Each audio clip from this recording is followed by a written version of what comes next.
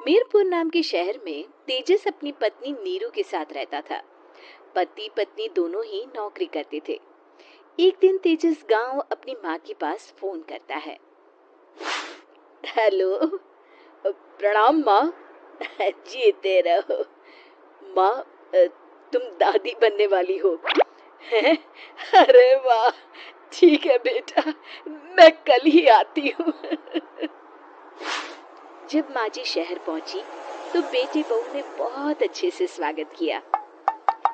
लीजिए माँ जी, चाय। अरे गर्मा गर्म पकोड़े ले आओ माँ के लिए। नीरू रसोई में गई और 2 मिनट में ही पकोड़े ले आई। जी ये लीजिए। बहू, जादू से बनाए हैं क्या? अभी तो रसोई में गई थी। यम्मी। माँ जी, शीला रसोई में पकोड़े तल रही है, मैं बस लेकर आई। हे भगवान, मेरा धर्म भ्रष्ट कर दिया तूने। अब तो गंगा जल से शुद्धिकरण करना होगा। दूसरे दिन, माँ जी मैंने नाश्ता बना दिया है, ऑफिस जा रही हूँ। पर अभी तो घर का सारा काम पड़ा है। शीला आती ही होगी, झाड़ू पोछा बर्तन कपड़े वो सब कर लेगी। हमारे जमाने में घर का सारा काम हम ही करते थे। जी माँ जी, आप बहुत होशियार हैं, मैं घर ऑफिस दोनों नहीं संभाल पाती।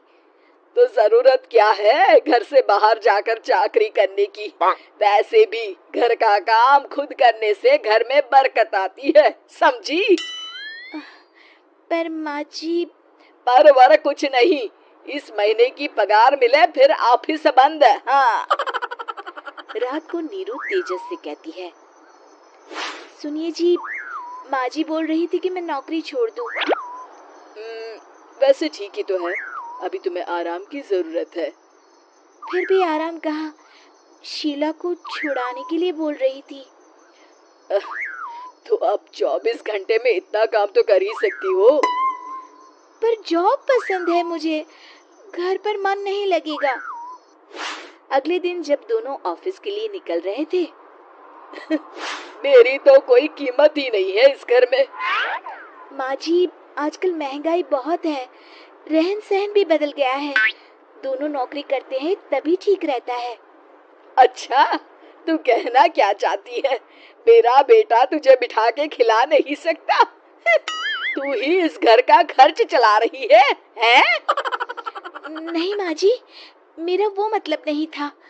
मतलब खूब समझती हूँ, ये बाल धूप में सफेद नहीं किए मैंने। हाँ। अब तो ये रोज का काम हो गया था। तेजस भी रोज की झिकझिक से परेशान हो गया था। एक दिन उसने कहा, नीरू, वैसे भी तुम्हें मैटरनिटी लीव मिलने वाली है, तो अभी से ही छुट्टी ले लो। पर क्या, मेरी सैलरी अच्छी खासी है। आखिर नीरू ने रिजाइन कर दिया। जब बच्चा हुआ तो घर में सब बहुत खुश हुए। कुछ दिनों बाद तेजस फाइल देख रहा था। क्या हुआ तेजस, कुछ परेशान लग रहे हो? अब हाँ, वो हमारी जितनी सेविंग्स थी वो तो हॉस्पिटल में और छठी के फंक्शन में खत्म हो गई है नीरू। और अभी वैसे मंदी चल रही है तो मैं बोल रही थी कल मुन्ना को हेपेटाइटिस का टीका लगवाना है। नीरू, क्या पोस्टपोन नहीं कर सकते? नहीं जी, बिल्कुल नहीं। अब तेजस को समझ में आ रहा था कि उससे गलती हुई है। पैसों की कमी का असर घर के माहौल पर भी पड़ रहा था। अगले दिन, बेटा मेरा चश्मा और ये दवाइयाँ ले आना, पर्चा देते हुए माँ जी ने कहा। अब जी। तेजस, मुन्ना के लिए दूध का डिब्बा और डायपर भी ले आना, और ये किराने के सामान की लिस्ट है, इसे भी लाना है। तेजस गुस्से में लिस्ट मरोड़कर फेंकता है और चिल्लाता है, पैसे क्या पेड़ पर उगते हैं? ये ले आना, वो ले आना। अरे पर ये जरूरत का सामान ही है। वो गुस्से में बिना कुछ कहे ऑफिस चला गया।